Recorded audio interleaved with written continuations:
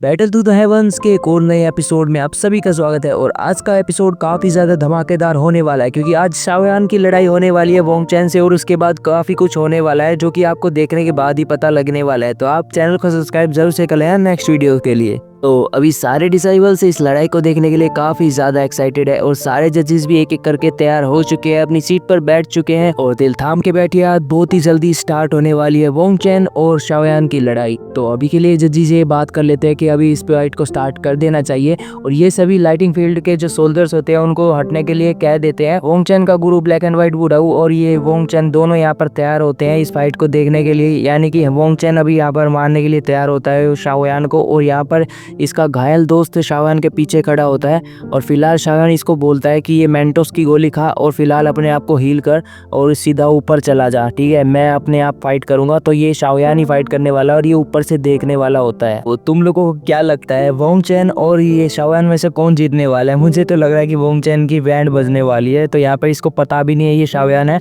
और इसकी आइडेंटिटी वैसी छुपी हुई है। तो ये बोलता है कि अभी भी टाइम है, अभी भी हार मान ले।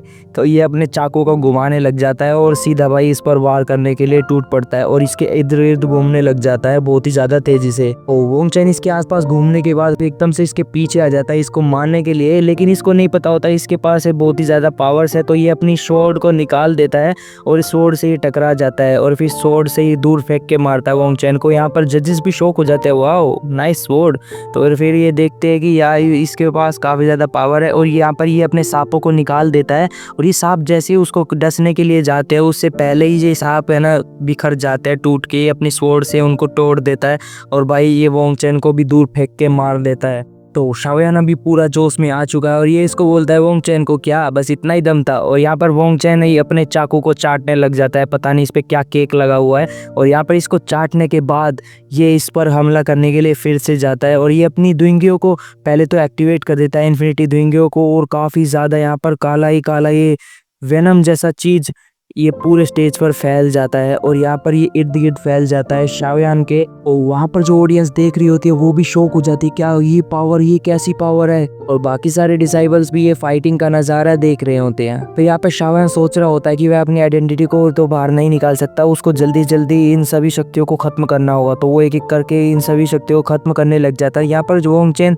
अपना प्लान बनाता है और भाई ये जो शक्तियाँ होती है इनके अंदर से अपने कई सारे रूप लेके आ जाता है और कई सारे रूप इसके वो शाओयान के आसपास हो जाते हैं और ये अपनी स्वॉर्ड से इन सभी रूपों को एक एक करके काटने लग जाता है। और वैसे फाइटिंग तो बराबर टक्कर की चल रही होती है और यहाँ पर शाओयान को पर ये छू नहीं पा रहा था, तो एक एक करके इन सभी रूपों से बचता रहता है और फिर एकदम से हम देखते हैं कि ये सभी रूपों से एक एक करके बच रहा होता है। ये छू ही नहीं पा रहा था वोंग चैन इसको ठीक से और भाई शाओयान अपनी स्वॉर्ड से काफ़ी ज़्यादा हेल्प ले रहा था। फिर हम देखते हैं कि इसकी इन्फिनिटी द्विंगियाँ काफ़ी ज़्यादा इकट्ठा हो जाती है और फिर यहाँ पर उसके बीच में ये खड़ा हो जाता है। तो वोंग चैन काफी सारे चाकुओं से शाओयान पर वार कर देता है। तो शाओयान इस खतरनाक वार से बचने के लिए जिंग रूलर टेक्निक को यूज करता है जिसमें वह एक बड़ा सा बैरियर बन जाता है और वो सभी हमलों से बचता रहता है। तो सभी जजेस और डिसाइबल्स देख रहे होते हैं कि शाओयान इस हमले से आसानी से बच पा रहा था और अपना बैरियर बनाया हुआ था और सभी यहाँ पर बात कर रहे होते हैं इसके बारे में कि इसकी पावर तो गजब की है। और ये जजेस और डिसाइबल्स शाओयान के बारे में बात कर रहे होते हैं कि ये लड़का तो डाउ जोन में पहुंच चुका है, इसके पास तो डाउ जोन की पावर है। शाओयान अपनी स्वॉर्ड के साथ एक खतरनाक हमला कर देता है जिस वजह से वोंग चैन भी काफी ज्यादा पीछे हट जाता है, मतलब पीछे की तरफ फेंका जाता है और उसके बाद ये लड़खड़ाता हुआ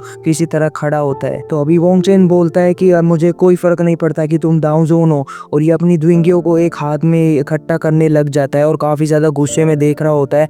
उसके बाद हम देखते हैं कि ये अपनी द्विंगियों को एक हाथ में इकट्ठा करता है और एक बड़ा सा हाथ बना लेता है और इसके हाथ पर वेनम जैसी चीज लग जाती है। उसके बाद हम देखते हैं एक बड़ा सा हाथ आ जाता है, इस हाथ के नीचे शाओयान दब जाता है और उसके बाद हम देखते हैं पूरे स्टेज पर शाओयान इसके नीचे दब चुका है। ये सब देखकर तो उसका गुरुजी ब्लैक एंड व्हाइट भी काफी ज्यादा खुश हो जाता है। उसके बाद हम देखते हैं कि यहाँ पर इसकी खुशी ज्यादा नहीं टिकती है इसके गुरुजी की और यहाँ पर ये शाओयान अपनी द्विंगियों को निकालने लग जाता है और बहुत ही ज्यादा जल्दी और शाओयान की पावर से इसका अटैक नष्ट हो जाता है। और उसके बाद हम देखते हैं कि शाओयान ने इसकी बॉडी में आग लगा दी थी, जिसको देखकर तो इसका गुरुजी भी काफी ज्यादा शौक हो जाता है।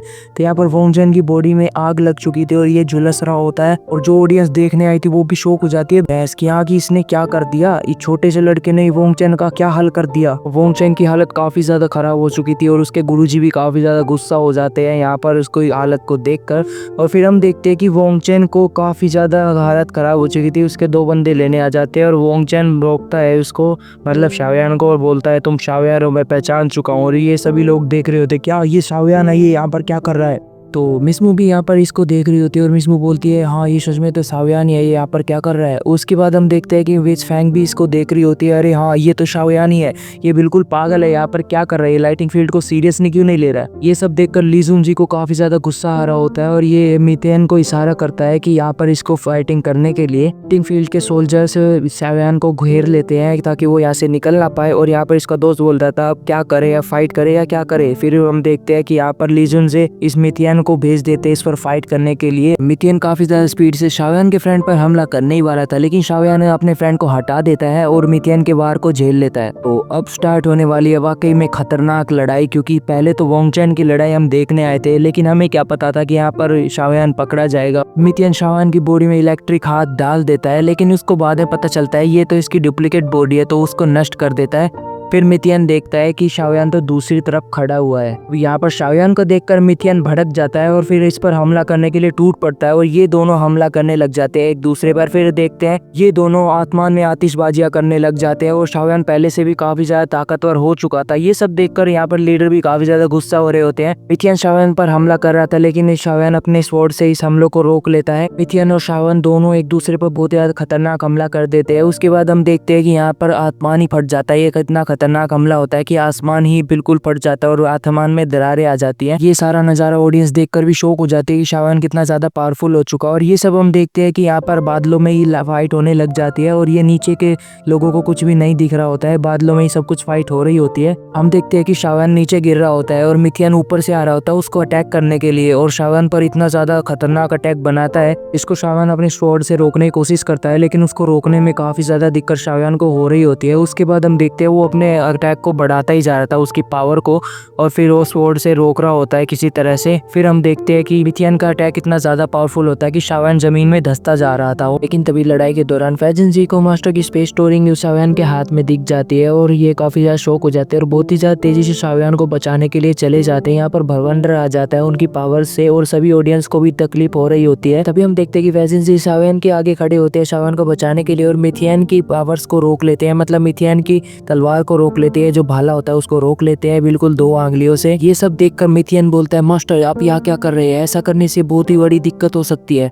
फिर मास्टर इसको फेंक के मारते हैं, मैं अपनी ऐसी तैसी करा था। अब ये सब देखकर ली जुनजी काफी ज्यादा गुस्से में आ जाते हैं और खड़े हो जाते हैं। फिर हम देखते हैं कि मिथेन भी लड़खड़ाता हुआ किसी तरह खड़ा होता है और यहाँ पर ये इसको हाथ को पकड़ते हैं, मतलब मास्टर इसके हाथ को पकड़ते हैं शाओयान के, और फिर इससे पूछते हैं कि ये अंगूठी तुम्हारे पास कहाँ से आई, तुम्हारा उन मास्टर के साथ क्या रिश्ता है। तो फिर शाओयान बताता है कि मेरा रिश्ता एक स्टूडेंट और मास्टर का है। फिर ये बोलते हैं कि अगर ऐसा है तो तुम मुझे प्रूफ करो। अब ये सब सुनकर शाओयान अपने माथे को टच करता है और अपनी इंद्रियों में से वोंगजेन फ्लेम को निकाल देता है, जिसको देखकर इसको यकीन हो जाता है ये तो वोंगजेन फ्लेम है, इससे तो मेरा एक पॉइजन निकाला था, नहीं तो मैं आज जिंदा नहीं होता। तो यहाँ पर इसको यकीन हो जाता है कि ये उसका स्टूडेंट है। तो अभी के लिए सार्जन से पूछते हैं कि तुम्हारा टीचर कहाँ पर है, तो शाओयान बताता है कि टीचर को होल ऑफ सोल वालों ने कैद कर रखा है। तो ये सब सुनकर फैंजुन से फिलहाल के लिए तो बोलते हैं कि अभी के लिए जो मैटर चल रहा है उसी को पहले सॉल्व कर लेते हैं, अगर तुम्हें कभी प्रॉब्लम नहीं हो तो मुझे भी अपना टीचर मान सकते हो। तो ये सब देखकर यहाँ की ऑडियंस भी सोच रही होती है कि ये कौन सा डिसाइबल है फैंजुन जे का। फैंजुन जे बोलते हैं कि अभी के लिए जो मैटर चल रहा है उसको मुझ पर छोड़ दीजिए।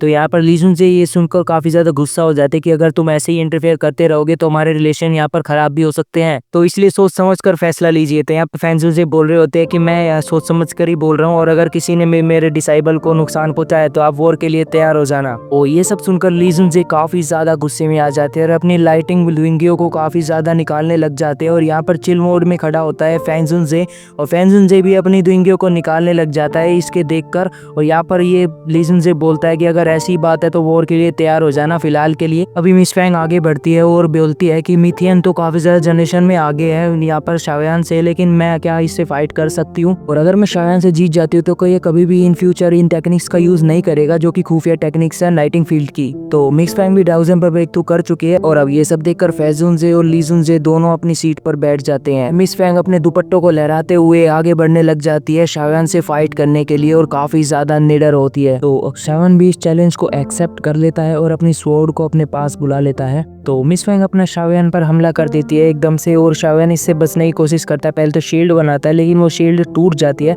और फिर किसी तरह से इससे बच जाता है। अब देखना ये था कि शाओयान इसको हरा पाएगा या नहीं हरा पाएगा। तो शाओयान अपनी बोल्ट इफेक्ट टेक्निक का यूज करता है और काफी ज्यादा तेजी से भागने लग जाता है। फिलहाल के लिए शाओयान मिस फैंग के हमलों से बच रहा होता है और तेजी से इधर उधर भाग रहा होता है। तो मिस फैंग बोलती है भागते किधर हो, तो ये अपने स्वॉर्ड को बुलाता है और एकदम से भाई मिस फैंग पर हमला करने के लिए टूट पड़ता है, सीधा ऊपर से आता है लेकिन मिस फैंग पर हमला नहीं कर पाता है। मिस फैंग बहुत ही ज्यादा तेजी से इसको एक दुपट्टा दे के मारती है और ये दूर जाके गिरता है। तो अब मिस फैंग अपनी पावर को और भी ज्यादा बढ़ाने लग जाती है और काफी सारे दुपट्टों को एकदम से यहाँ पर इकट्ठा कर लेती है शाओयान पर हमला करने के लिए। शाओयान अपने बैरियर बनाने लग जाता है और अपनी स्वॉर्ड को घुमाने लगता है और अपना बैरियर बना देता है। तो हमें देखने को मिलता है कि शाओयान पर मिस फैंग बहुत ही ज्यादा तेजी से हमला कर रही होती है और लगातार हमला कर रही थी जिससे शाओयान को भी थोड़ा सा दिक्कत हो रही थी, लेकिन मिस फैंग को लगता है कि इसको कोई भी फर्क नहीं पड़ रहा तो और भी शक्ति को बढ़ा देती है और भी ज्यादा इस पर हमला करने लग जाती है शाओयान पर। और पता नहीं एक अपने हाथ में से तीर सा खींचती है बिजली का ताकि वो इस पर धनुष की तरह तीर मार सके सीधा शाओयान पर, और ऐसे तीर को खींच के शाओयान की तरफ चला जाती है। हम देखते कि लगातार लाइटनिंग के तीर काफी ज्यादा तेजी से शाओयान की तरफ जा रहे होते हैं, जिसे देखकर तो शाओयान भी एक बार के लिए शॉक हो जाता है कि इतनी ज्यादा तीर आने लग जाते हैं और भाई काफी ज्यादा यहाँ पर अटैक करने लग जाते हैं मिस फैंग। और यहाँ पर हम देखते हैं कि शाओयान को भी दिक्कत हो रही होती है, यहाँ पर सभी की आंखें फटी की फटी रह जाती है। और यहाँ पर देखो स्टेज पर भी काफी ज्यादा अटैक होने लग जाते हैं जिसमें ऑडियंस भी काफी ज्यादा मजे ले रही थी। ये सब देखकर फैंगजुनजे को भी थोड़ा शाओयान की टेंशन होने लग जाती है और वो अपनी पावर्स को बाहर निकाल देते हैं। और ली जुनजे भी फैंगजुनजे को देखकर अपनी पावर्स को बाहर निकाल देते हैं कि अगर हीरो ने इंटरफेयर किया तो मैं भी इंटरफेयर जरूर करूंगा। तो मिस फैंग शाओयान पर ताबड़तोड़ हमला कर रही होती है और यहाँ पर हमारा एपिसोड खत्म हो जाता है। आपको ये एपिसोड कैसा लगा आप कमेंट बॉक्स में जरूर से बताना एंड नेक्स्ट एपिसोड के लिए चैनल को सब्सक्राइब जरूर से कर लिया। मैं मिलता हूँ नेक्स्ट वीडियो में, तब तक के लिए बाय बाय।